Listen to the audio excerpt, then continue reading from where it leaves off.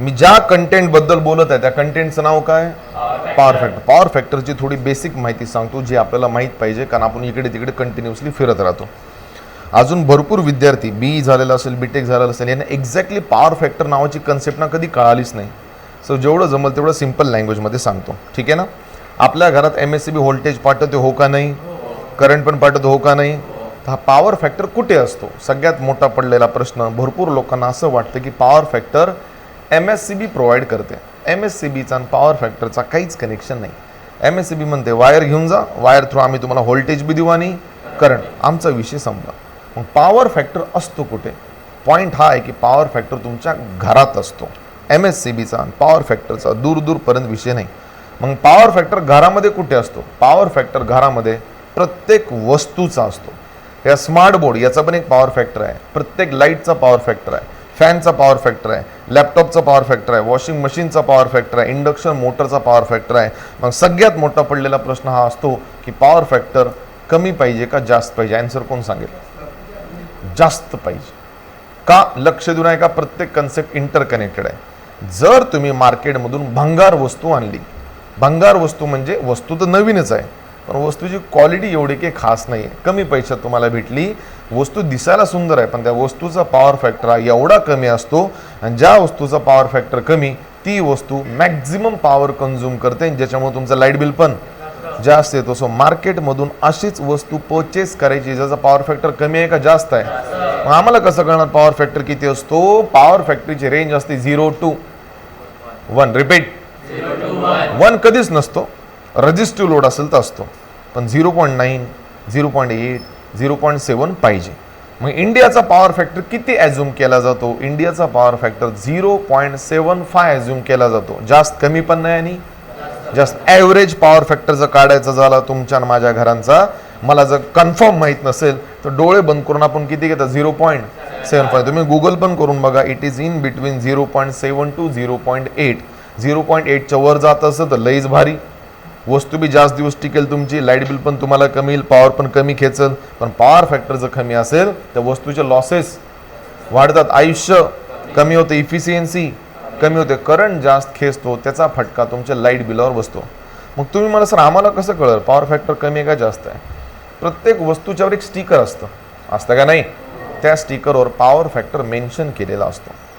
तुम्ही जर म्हणलं सर स्टिकरवर पॉवर फॅक्टर मेन्शन केलेलं नाहीये, प्रत्येक वस्तूवर एक स्टार रेटिंग असते. मागे बघा एसीवर दिसते का तुम्हाला?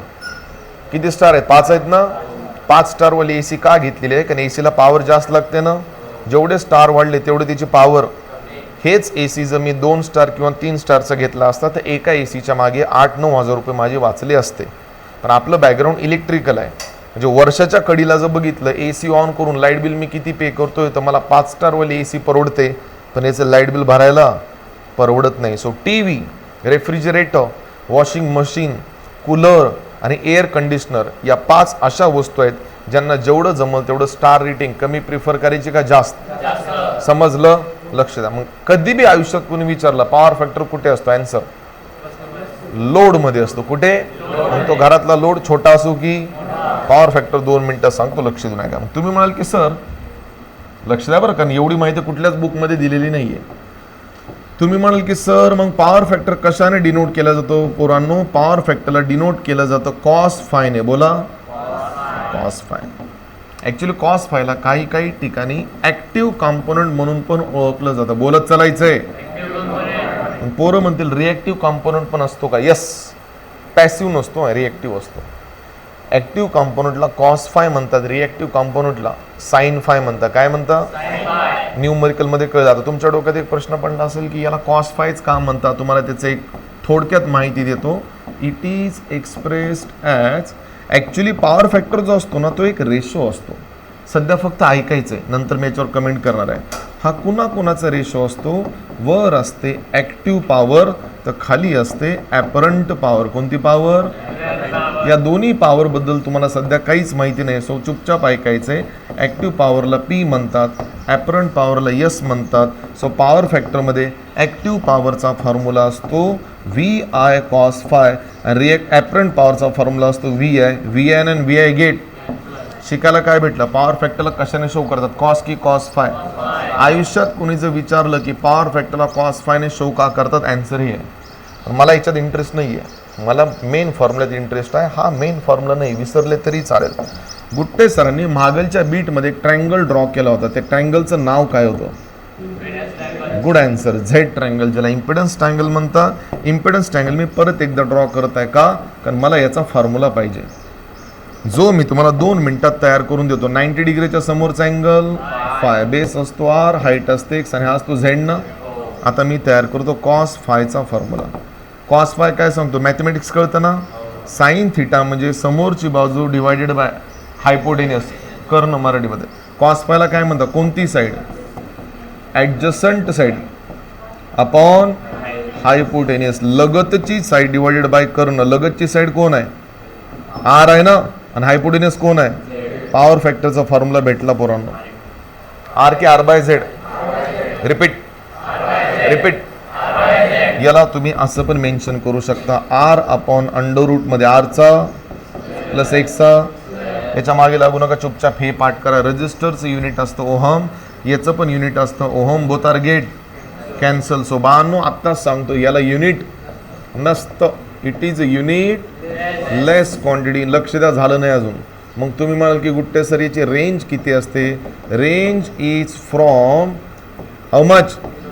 0 to 1. जर 0च्या तुम्ही जवळ जात असाल तर ती वर्स्ट गोष्ट आहे, आणि जर 1च्या जवळ जात असाल तर बेस्ट आहे. सो कधी पण प्रयत्न करायचा मार्केटमधून अशीच वस्तू पिकअप करायची ज्याचा पॉवर फॅक्टर कमी पाहिजे का जास्त पाहिजे. पॉवर फॅक्टर भेटला म्हणजे तुम्हाला अजून एक अँगल मिळतो, ज्या अँगलला आपल्या ब्रांचमध्ये कोणता अँगल म्हणतात? फेज अँगलला कशाने शो करता? कॉस फायचा फॉर्म्युला आर की आर बाय झेड. तुम्हाला काय पाहिजे? फाय पाहिजे असेल तर कॉस पुढे जाऊन झाला कॉसचा inverse, inverse in bracket R की आर बाय झेड. सो फायचा एक नवीन फॉर्म्युला भेटला, cos inverse of R upon Z. समजलं?